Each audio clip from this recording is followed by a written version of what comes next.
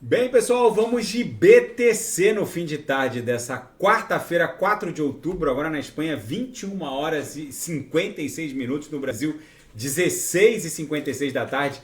Gente, a BTC aqui no 4 horas, das duas, uma, ou ela tá desenhando o início de uma onda 3, já que ela explodiu aqui desde que ela promoveu a explosão ascendente em decorrência dessa acumulação triangularizada, ela fez a máxima no dia 2 de outubro em 25.580, foi uma onda 1, ou isso aqui foi uma onda 2 que já terminou e a gente vai se desdobrar numa onda 3 que vai levá-la para um patamar entre 30 e 31.804, que é lá o topo daquela nossa resistência que a gente não superou da última vez.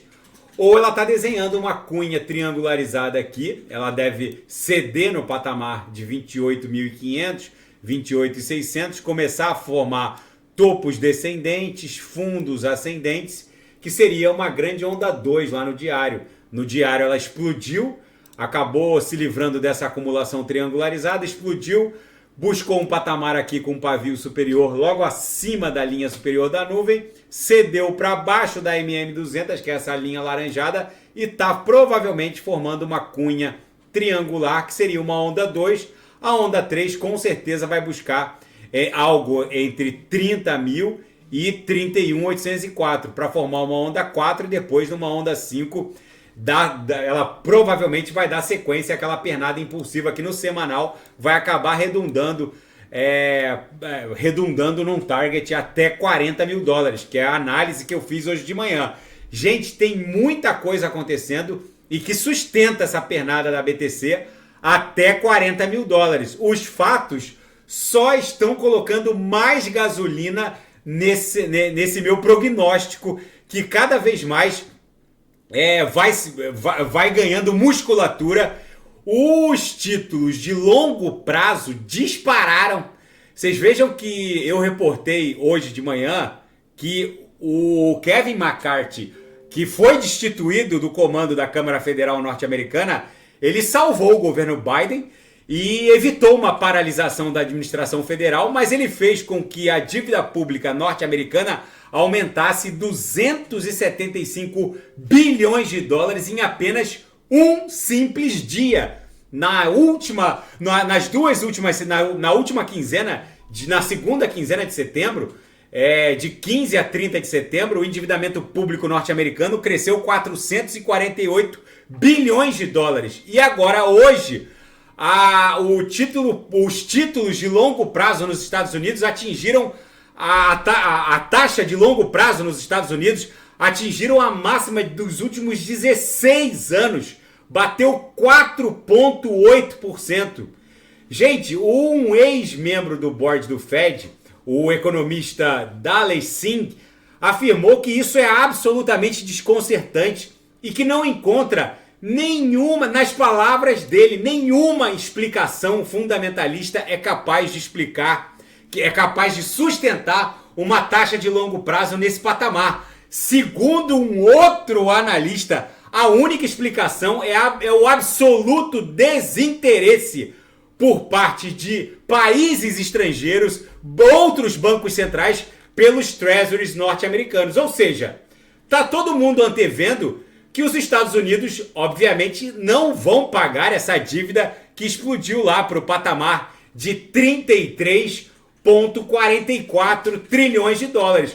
E quando o sujeito fica preso num título de longo prazo, como são esses acima de 10 anos, é óbvio que se a inflação se transformar num novo normal, ali próxima de 4,5%, 5% ao ano, se ele ficar preso 10 anos numa encrenca dessa, ele vai perder ali no mínimo 4 ou 5% ao ano, que em 10 anos daria 40% a 50% de perda real.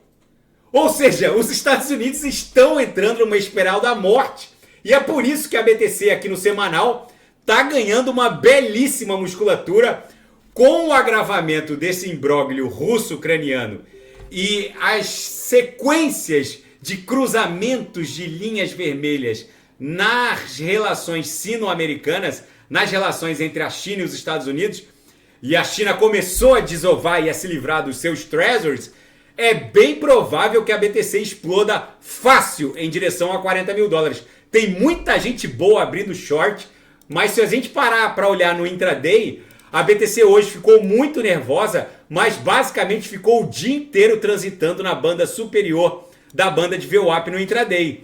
Se ocorrer qualquer evento geopolítico ou macroeconômico um pouco mais sério, na minha leitura a BTC explode fácil para 40 mil dólares. Tem muita gente boa abrindo short, mas vão acabar caindo do cavalo. Na seara fática, o public address do hacker, que drenou boa parte dos recursos da FTX no apagar das luzes do crash da FTX, conseguiu fazer migrar 5.624 ETHs através de uma bridge DeFi cross-chain para BTC. O fato, gente, é que ninguém sabe se esse hacker era um fogo amigo, né? Alguém de dentro da FTX que sabia que a FTX ia colapsar e acabou drenando os recursos, ou se foi realmente uma atividade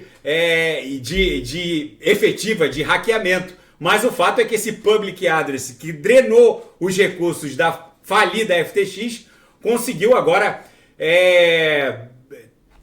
retirar da rede Ethereum e colocar num protocolo cross-chain, num misturador que entrega em outro ecossistema, no caso a BTC, na blockchain da BTC, 5.624 Ethers. Enfim, a Alameda Research enviou 4,1 bilhões de dólares de tokens FTT para a FTX para desovar mesmo, antes do crash da FTX.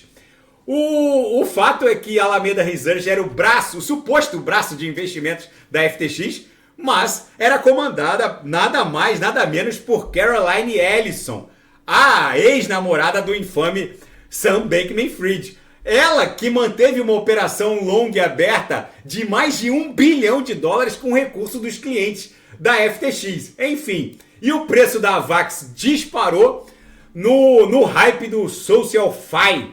O fato é que a AVAX já subiu mais de 10% essa semana. Alguns analistas estão mirando ali o preço de $20. Nesse momento em que eu vos falo, uma AVAX está valendo $10,04, subindo 6,58%. Está surfando o hype desse SocialFi de nome Stars Arena. O fato é que a AVAX é uma besta enjaulada em termos de solução de camada 1 e 0. Ela vai bater ali de frente nas suas principais concorrentes, que é o ecossistema Cosmos, cujo token de governança é a Atom, e Polkadot Kusama. Lembrando que a AVAX ela é Solidity Friendly, ou seja, uma rede totalmente compatível com a rede Ethereum, e é subdividida em 3 camadas. Enfim, é uma rede muito sofisticada, de uma complexidade muito baixa e que na próxima pernada de alta do mundo cripto vai surpreender muita gente. E na seara geopolítica e finanças internacionais, Sam Bankman-Fried está na capa da Bloomberg. Sam Bankman-Fried teria mentido para o mundo ao construir o seu império criptográfico, dizem os promotores. Segundo o libelo de acusação da promotoria, tudo era uma grande mentira no império da FTX, montada pelo Sam Bankman-Fried. Enfim, na capa da Bloomberg. E a luta contra a inflação tem sido dura, mas o caos que se instalou em Washington pode acelerar a chegada da cesta de bondades do Federal Reserve.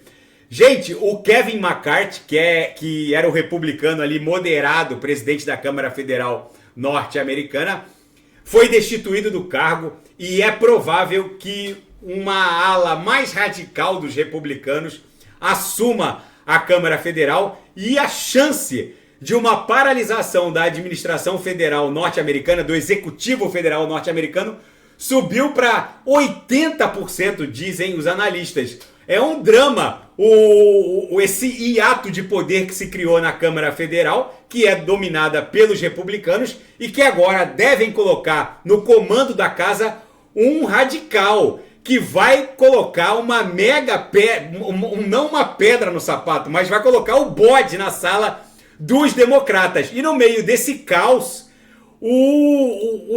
A taxa de juros de longo prazo bateu um recorde hoje, é o maior patamar dos últimos 16 anos. Os rendimentos dos títulos de longo prazo subiram para 4,80%.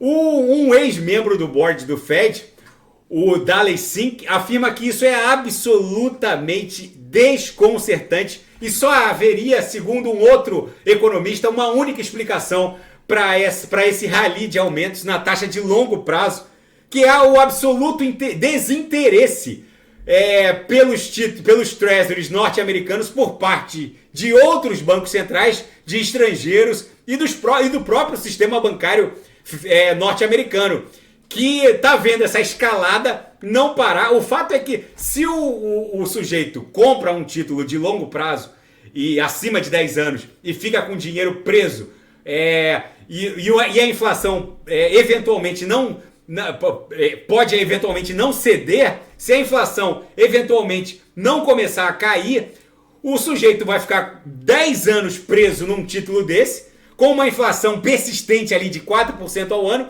que vai carcomer em 10 anos 40% do patrimônio do sujeito. Ou seja, é bem provável que, se a cesta de bondades do Federal Reserve chegar antes do combinado, vamos colocar assim, a taxa de longo prazo é bem provável que ela continue a aumentar, e isso vai colocar todo esse viés hawkish do Federal Reserve vai na verdade se transformar numa grande atividade de enxugamento de gelo. Enfim, vamos ver como isso vai se desdobrar. Aqui no 6 horas, a BTC está voltando para a banda superior da banda de VWAP mensal. No diário, a gente claramente está desenhando uma onda 2 que vai se desdobrar numa onda 3 até um patamar mínimo de entre 30 e 31.804, vai se desdobrar numa onda 4 e depois numa onda 5 a BTC vai se encaminhar em direção a $40 mil.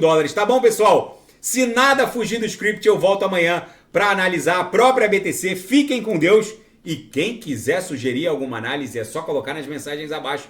Até amanhã, grande abraço, fiquem com Deus.